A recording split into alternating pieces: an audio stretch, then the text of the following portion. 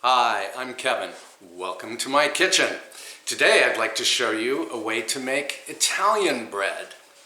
And I baked a loaf just a short time ago. It's still actually hot from the oven. And the loaf has a glorious sheen to it because I glazed it with egg white. And then I sprinkled sesame seeds on top. Anyway, the bread is not at all difficult to make. Alright, so the first thing we need is 2 cups, or I think that's 450 ml, of water heated to anywhere between 105 and 115 degrees Fahrenheit. And pour half of it into a large mixing bowl. And then grab your yeast. This is active dry yeast. And going to add 2 1/4 teaspoons of the yeast. There's 1, 2, and 1/4. And I do keep my active dry yeast in a glass jar, and then I store this in the refrigerator. And we have to add some sugar, 1 tablespoon. You could use a little less if you'd like. And give this a quick whisk. And I already know that my yeast is good, so I do not have to proof it. And then we're going to add 2 tablespoons of olive oil. Oops. My bottle the wrong way. 1, 2, and add the rest of the water, the remaining 1 cup, and 2 1/2 teaspoons of salt, because bread without salt is very dull bread indeed. There's no flavor. Whisk.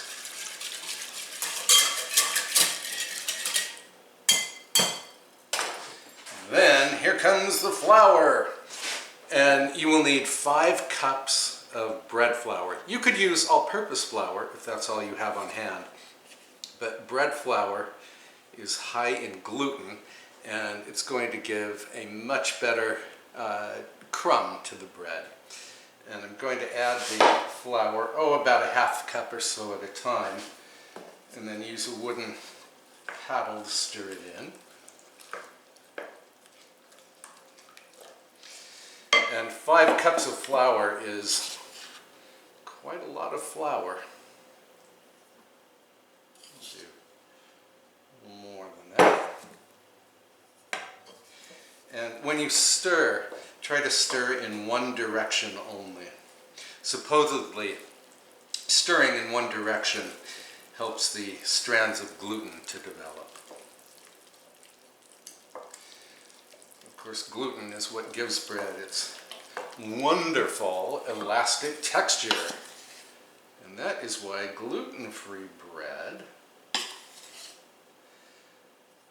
tends to fall apart. At least the gluten-free bread that I've tried. Stir that in, and what we're aiming for is a shaggy dough.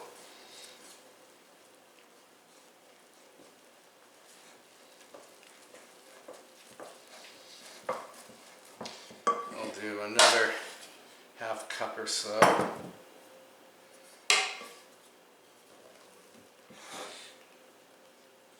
Just think of it this way. Keep stirring, keep adding flour and stirring until you cannot stir it anymore because the dough is just too stiff. And I think we are about there. So now, dump the dough onto your work surface, which for me is a marble board. A lot of people have asked where I bought this marble board, and I just got it at a ordinary kitchen supply store. It wasn't even expensive.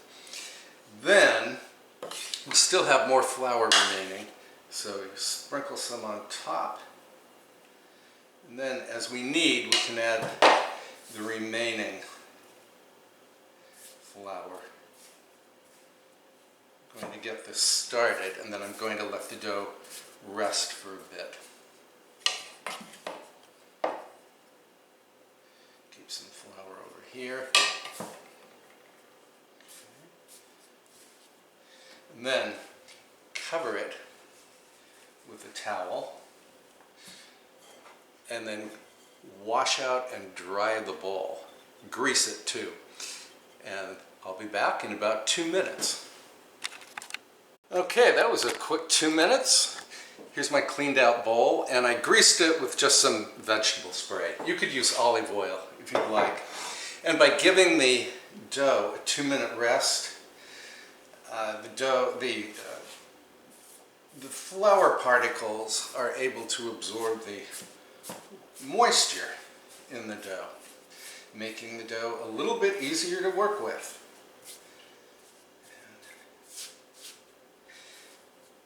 I wanted to tell you that my big decision with this video was whether I should knead the dough in my stand mixer or by hand.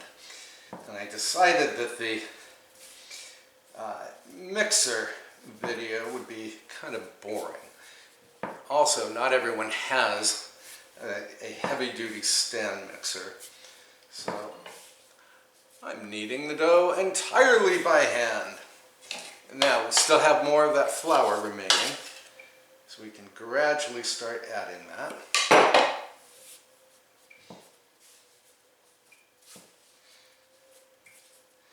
5 cups is the limit on the flour. You don't want to go beyond that.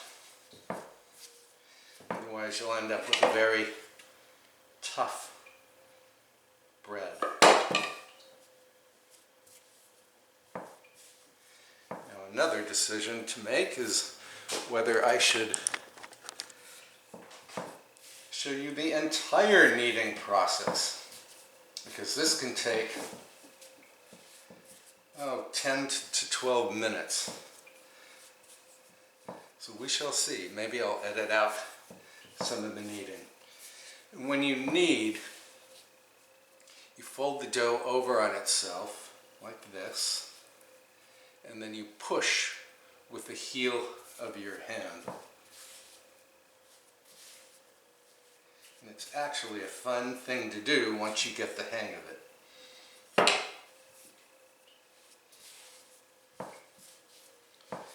Very Zen-like, very meditational.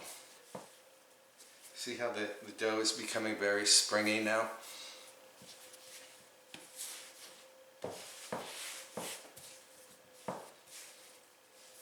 Now, if the dough becomes sticky at any point, this is what you do. Pick it up, and bam! Slam it down on your work surface. Do that repeatedly, 10 or 20 times.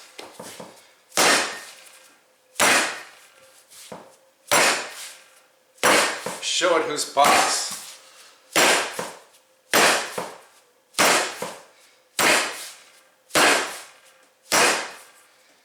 And you'll find that the stickiness disappears.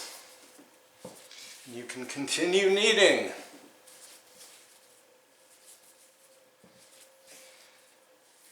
And you'll know that kneading is complete when first the dough will look very smooth, and then if you pull out a section, it won't tear easily. And mine is getting there.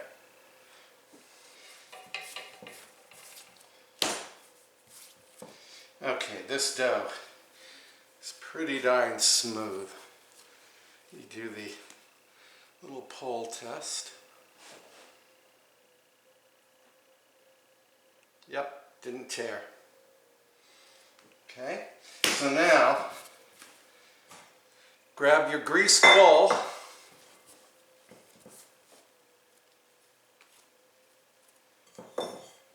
Toss down the dough, flip it to grease the other side, and then, hang on, I need my plastic wrap.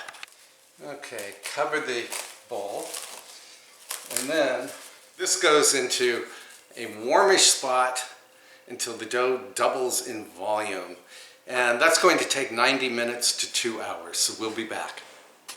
All right, the dough has completely doubled in volume. That took exactly 90 minutes. So now we can move on to the next step. First, deflate the dough.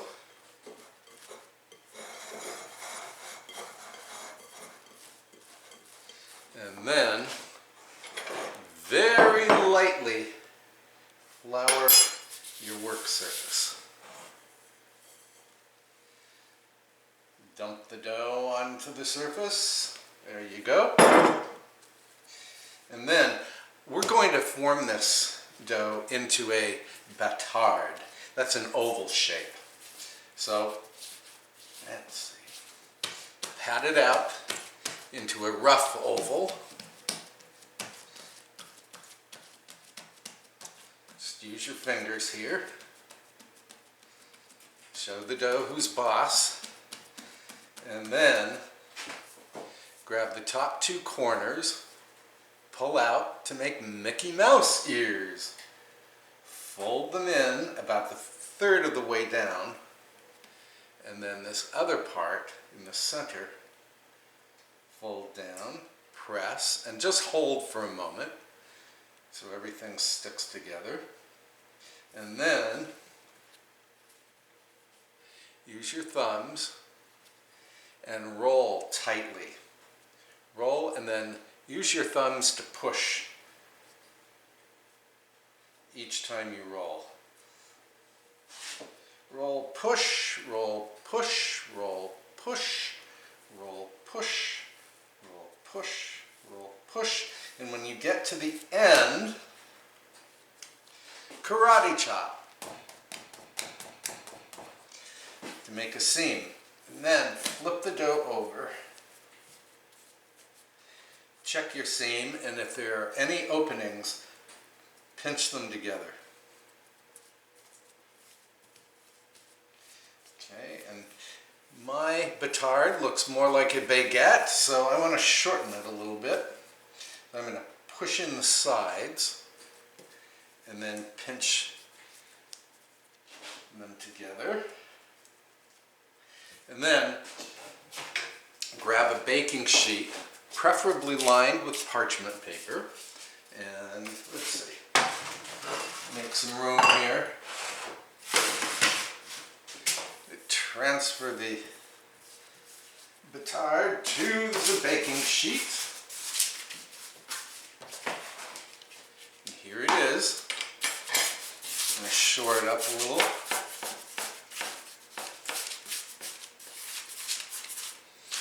And then going to loosely cover this with plastic wrap or cling film. And since I don't want the dough to stick to the plastic wrap as it rises, I'm going to spritz it with non-stick vegetable spray. There went the lid.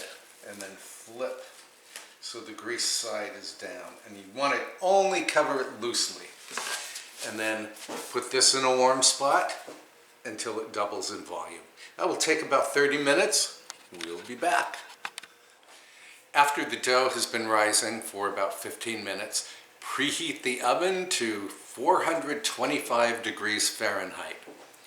Also, make a glaze. Yeah, to give the bread a beautiful, shiny bronze surface, you want to make a glaze from 1 egg white. And what you do is whisk the white until it turns a little foamy, like this. We'll be back. And 30 minutes later, Here's the loaf.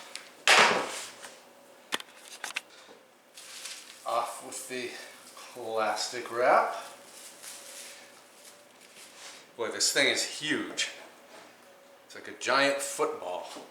And then grab a pastry brush that happens to match your shirt and brush the top with the foamy egg white.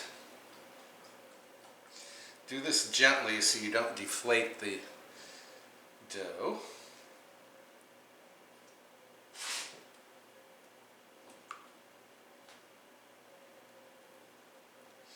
Yeah, I think I like the bristle pastry brushes better than the silicone brushes. I'm using silicone. It doesn't seem to hold a lot of the egg white. And then, once we are properly painted, I'm going to do the sides too. Sprinkle the top, if you'd like, with sesame seeds. I think sesame seeds are pretty traditional for Italian bread.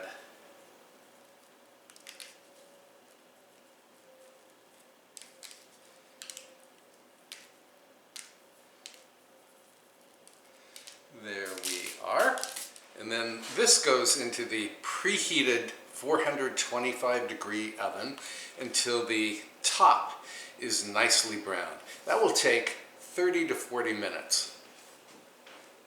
All right, here comes the bread.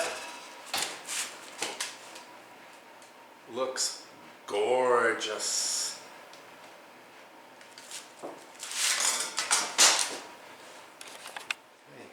It is not, however, as richly colored as the loaf I made earlier today, and the reason is because I did a more thorough job of applying the egg white to this first loaf. I tried to hurry the second loaf because I was afraid I would bore you to tears. Anyway, I'm going to let this cool to room temperature before I slice it. But since I'm hungry, I'm going to go ahead and cut into this loaf. Let's see, I think I want to do this side. I hope you have a nice view. It's got a wonderful crust to it. It crackles.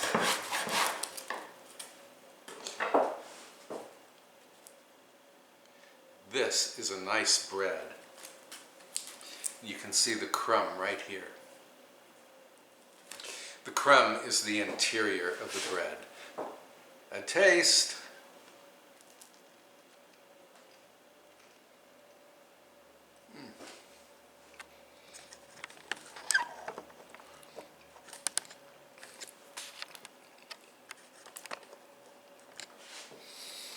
It's just what you would expect. It's chewy, and you can taste that little bit of olive oil that we put in, the 2 tablespoons of olive oil.